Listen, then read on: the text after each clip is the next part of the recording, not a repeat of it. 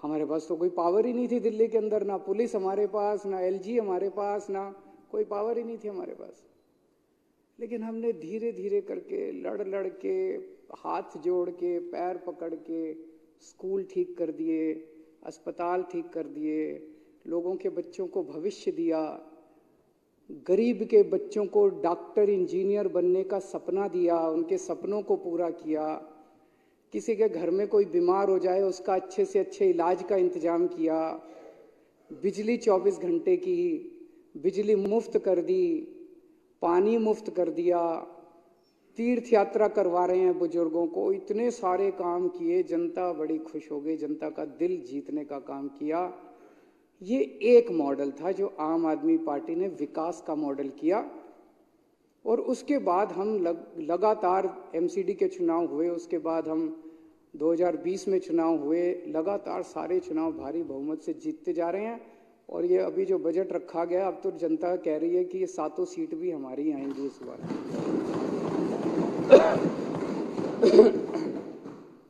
ये था विकास का मॉडल। 2014 मई में जो बीजेपी को भारी बहुमत मिला और 280 सीट आई, उन्होंने एक दूसरा गवर्नेंस का मॉडल रखा जो है विनाश का मॉडल। उस विनाश के मॉडल के 2 हिस्से हैं। एक हिस्सा है सामने सारी पार्टियों को कुचल दो, खत्म कर दो, खरीद लो, तोड़ दो, गिरफ्तार कर लो, जेल भेज दो, ईडी लगा दो, सीबीआई लगा दो, सामने कोई बचेगा ही नहीं तो चुनाव किसके बीच में होंगे, फिर तो यही है। ये दूसरा मॉडल है जिसके अंदर आप विपक्ष को एक एक करके खत्म करते जाते हो, सरकारें गिरा देते हो, एमएलए तोड़ लेते हो, गिरफ्तार कर लेते हो, धमकी देते हो। और इनके विनाश मॉडल का दूसरा हिस्सा है कि पूरे देश में कहीं कोई विपक्ष की सरकार अच्छा काम कर रही हो, उनके कामों को रोको, खुद अच्छा काम नहीं करो, उनको अच्छा काम करने से रोको। अगर कोई देश हित में इस देश में दूसरी सरकार कोई काम कर रही है तो उसको अच्छा काम करने से रोको। ऐसा नहीं कि इनको देश ने मौका नहीं दिया अच्छा काम करने का। गुजरात में 30 साल से इनकी सरकार है, 30 साल में एक स्कूल ठीक नहीं किया इन्होंने, एक सरकारी स्कूल ठीक नहीं किया। अभी जो गुजरात के अंदर विधानसभा के चुनाव हुए, उसमें एक दिन प्रधानमंत्री जी का मन किया कि ये मनीष सिसोदिया रोज जा जाके स्कूलों में फोटो खिंचवाता है डेस्क पे बैठ बैठ के, तो एक दिन प्रधानमंत्री जी का मन किया मैं भी जाके डेस्क पे बैठ के फोटो खिंचाऊं। तो उन्होंने तय किया कि मैं गुजरात के किसी सरकारी स्कूल में जाके डेस्क पे बैठ के बच्चों के बीच में फोटो खिंचवाऊंगा। पूरे गुजरात में ढूंढा इन्होंने, 30 साल में एक स्कूल ऐसा नहीं मिला पूरे गुजरात में जहां प्रधानमंत्री जी जाके इज्जत के साथ फोटो खिंचवा सकते। तो उन्होंने टेंट में एक टेंट लगाया गया और उस टेंट के अंदर 5 बच्चे बिठाए गए, 4 डेस्क बिठाए गए, एक फर्जी टीचर सामने, और वहां प्रधानमंत्री जी को फोटो खिंचाया। अगले दिन जब हमारे कार्यकर्ता वहां पहुंचे, वो टेंट भी नहीं था और क्लासरूम भी नहीं था और स्कूल भी नहीं था, टीचर भी नहीं था, बच्चे भी नहीं थे।